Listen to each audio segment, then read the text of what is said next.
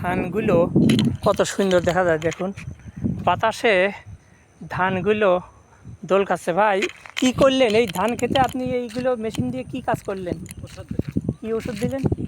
এটার লেগে হাইব্রিডিটির ওষুধ, এই ওষুধের নামটা আমি বলতে পারলাম না। বলতে পারলেন? এটা দিলে কি হয়? এই ধানটা লেগে ফট করে বাড়াই যায়, ও মানে তাড়াতাড়ি এই শীষটা বের হয়। হ্যাঁ চেষ্টা বের ও এই জন্য এই ওষুধটা এই দিলেন। ধানের ওষুধটা বের হয়। ও আপনি কি এই এখানে চাকরি করেন? হ্যাঁ জি। কত করে বেতন দেয়? বেতনের লেগে 18,200। 18,200। আপনার বাড়ি কোন জায়গা? আর বাড়ি কাছারিপাড়া। কাছারিপাড়া। ওই ওখান থেকে গ্রাম প্রতিদিন কাছারি। আসেন? হ্যাঁ প্রতিদিন। ও তো 18,000 টাকা বেতন, আপনি গ্রামে থাকেন, আবার বাড়িতে তো কাজ করতে পারেন।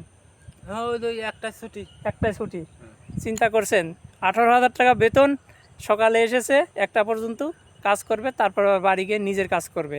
খুবই ভালো একটা কাজ। গ্রামে কিন্তু গার্মেন্টসে একটা লোক 10,000 টাকা বেতন পেতে গেলে তার কিন্তু একেবারে দিন রাত সব এক করে ফেলে, একেবারে দাবরের উপরে রাখে, ধাওয়ার উপরে রাখে। সেদিক থেকে এই গ্রামের মানুষ অনেক সুখে আছেন। ধন্যবাদ আপনাকে।